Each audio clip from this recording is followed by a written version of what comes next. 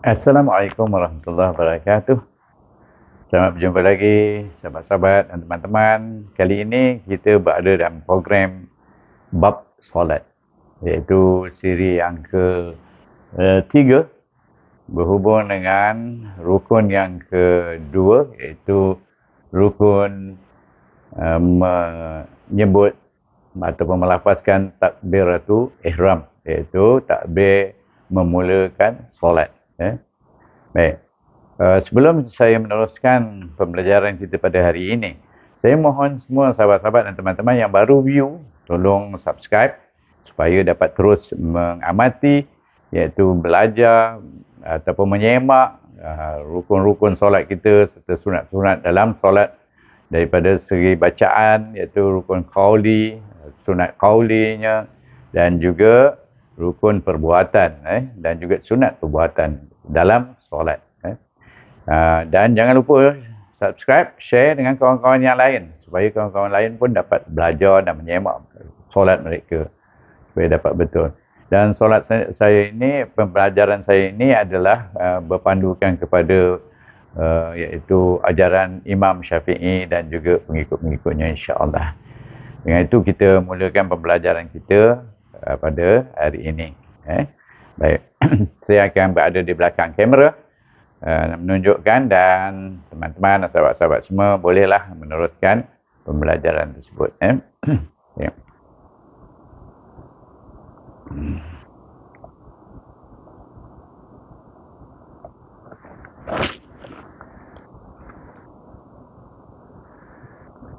Pertama, kita pergi kepada apa dia lafaz takbiratul ihram, iaitu yang umum semua orang dah tahu.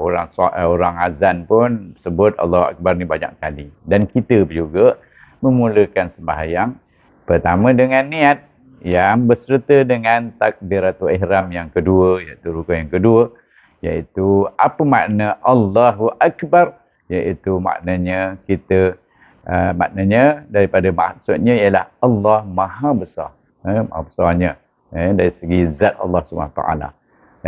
Besarnya tak boleh kita bandingkan dengan apa yang ada, yang kita boleh lihat dan kita boleh pegang ataupun kita boleh bayangkan, iaitu tidak sama dengan Maha besarnya Allah Subhanahu Taala, itu kemuliaannya yang Maha Besar. Baik. Yang kedua, lafaznya mesti dalam bahasa Arab, dan kita perhatikan di sini saya nak bagi tahu tentang tajwid. Baik, sini ada hamzah wasal, bermula dengan hamzah wasal. Ada setengah ustaz dia tulis dengan baris siap, dia baris atas, tapi sebenarnya asalnya macam ni.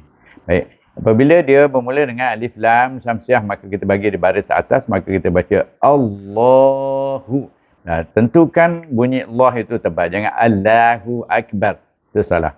Iaitu mengikut hukum bacanya dengan tebal, 2 harakah Allah itu.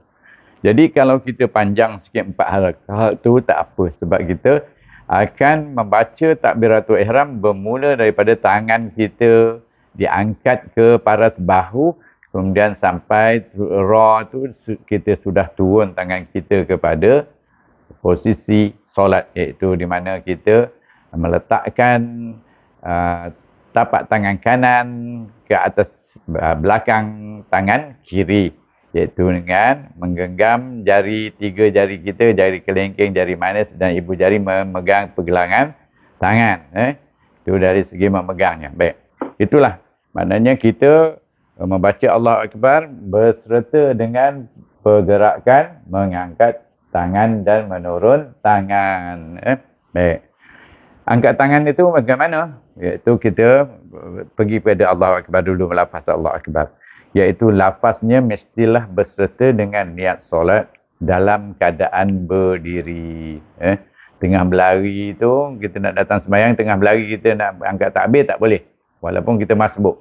Kita dapat berdiri dengan semua sebab kita boleh berdiri. Melainkan orang yang tidak mampu, maka dalam keadaan yang dia mampu. Dalam keadaan yang dia mampu. Kalau duduk-duduklah, kalau berbaring-berbaringlah, dia boleh melafazkan takbiratul ihram. Baik. Yang keempat, iaitu mengangkat tangan semasa kita mengangkat takbir. Bermula daripada Allah, jangan panjangkan A, jangan panjangkan Ba, jangan panjangkan Akbar. Itu salah. Iaitu Jangan panjangkan juga. Allah. Itu pun salah. Kita baca yang betul. Allahu Akbar. Bar pendek. Kemudian yang boleh panjang, sini lam. Allah, nama Allah itu boleh panjang. Sebab dia memang hukum dia dua harakah panjangnya. Baik. Jadi mengangkat tangan, macam mana mengangkat tangan? Iaitu kita angkat tangan kita, tapak tangan kita terbuka, jari itu terlepas saja. Jangan sengaja dikembangkan, dijarangkan jari itu, ataupun dipaksa kuncup jari itu. Tetapi tapak tangan kita akan menghadap ke kiblat. Tangan kita sejajar dengan bahu kita. Dan hujung jari itu separas dengan bahagian atas cuping telinga kita. Dan kalau kita nak mengukurnya iaitu ibu jari kita lurus ke atas tu betul-betul sebaris dengan mulut kita. Maknanya ujung ibu jari itu berada di bawah cuping telinga. Bahagian cuping telinga bawah. Ujung jari atas, jari antu tu yang panjang sekali, iaitu dia berada di cuping telinga atas. Jadi itu nanti saya tunjukkan bagaimana cara praktikal. Baik, kita baca dulu teorinya dulu. Baik. Bermula solat itu kita dah tahu bermulanya takbiratul ihram berserta, iaitu serentak dengan niat dan serentak dengan berdiri.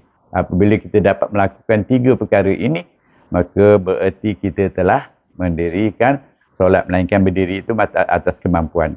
Tetapi takbiratul ihram dan niat itu mestilah serentak.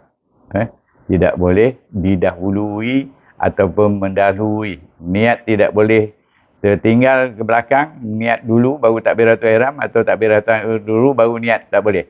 Mesti serentak. Itu mengikut pendapat Imam Syafi'i. Baik. Kemudian bacaan kuat ke perlahan. Imam kena kuat. Supaya makmum dengar dia dah mula solat, dah mula mengangkat takbir. Makmum perlahan saja. Sekadar terdengar kiri dan kanan makmum yang kiri dan kanan kita. Terlebih baik yang kita saja yang mendengarnya. Allahu Akbar, perlahan saja. Baik. Perhatikan pula yang ketujuh dan yang ke-8. Yang biasa, iaitu yang ketujuh, tidak boleh tinggal satu huruf pun semasa bertakbiratul ihram. Melapaskan takbiratul ihram. Satu huruf pun tak boleh tinggal. Huruf ra selalunya dia tinggal, kata baca Allahu Akbar. Tak bunyi ra-nya. Sebab kita duduk mengejar ni, nak masuk, bunyi betul Akbar, Allahu Akbar. Tapi ra tak bunyi sebab kita mengejar imam. Iaitu kita nak rokok bersama imam. Kerana kita masbuk. Sampai tertinggal. Belum lagi cukup sampai Allahu Akbar. Kita dah turun, dah tertinggal bar dengan ra. Bukan tak sebut, tetapi tertinggal sebab kita terus rokok bawa bar itu kepada rokok bersama imam. Maka itu tidak memadai, iaitu kerana kita telah tertinggal huruf, dan tertinggal huruf itu bermakna takbiratul ihram kita tidak sempurna. Maka apabila tidak sempurna, kita punya solat pun tidak sah. Dan baik, perhatikan juga, iaitu apa tadi? Bila masbuk tadi, walaupun kita masbuk, kita mesti sempurnakan takbiratul ihram dulu. Iaitu kita angkat takbir yang pertama itu adalah takbiratul ihram. Iaitu kita masuk solat, niat masuk solat. Kemudian baru takbir yang kedua kita rokok bersama dan ikut bersama imam. Kalau sempat kita dapatlah satu rakaat. Kalau tak sempat maknanya kita nanti habis imam bagi salam, kita naik buat satu lagi rakaat. Ataupun dua rakaat kalau berapa yang tinggal lah. Kalau tiga lah, kalau dua. Baik. Jadi itulah caranya kita menunaikan rukun yang kedua, iaitu takbiratul ihram. Kena sebut dengan bertajwid. Jangan main tam saja. Ba tak boleh panjang, a tak boleh panjang. Jangan baca Allahu Akbar. Itu salah. Kita pernah baca Allahu Akbar. Itu takbiratul ihram yang betul. Jadi ingat, saya akan tunjukkan bagaimana kita mengangkat tangan dan meletakkan tangan, posisi tangan kita semasa mengangkat takbiratul ihram, insya-Allah. Baik, kita perhatikan. Saya tarik kamera bagi nampak saya punya seluruh badan saya. Baik. Okey. Sahabat-sahabat dan teman-teman, perhatikan Baik, semasa kita mengangkat takbir daripada lurus kita berdiri biasanya kita punya kaki itu selaras dengan bahu kita. Jaraknya, iaitu bahu kita sini kiri kanan jangan lebih daripada bahu kiri kanan, lebih kurang 1 jengkal setengah ataupun 1 jengkal jarak antara dua kaki kita. Dan tangan kita lurus, jangan goyang-goyang kiri kanan bergayun-gayun semua, iaitu lurus mana kita bersiap sedia untuk solat. Dan apabila kita mula angkat takbir, kita boleh angkat takbir daripada bawah sini, Allahu Akbar.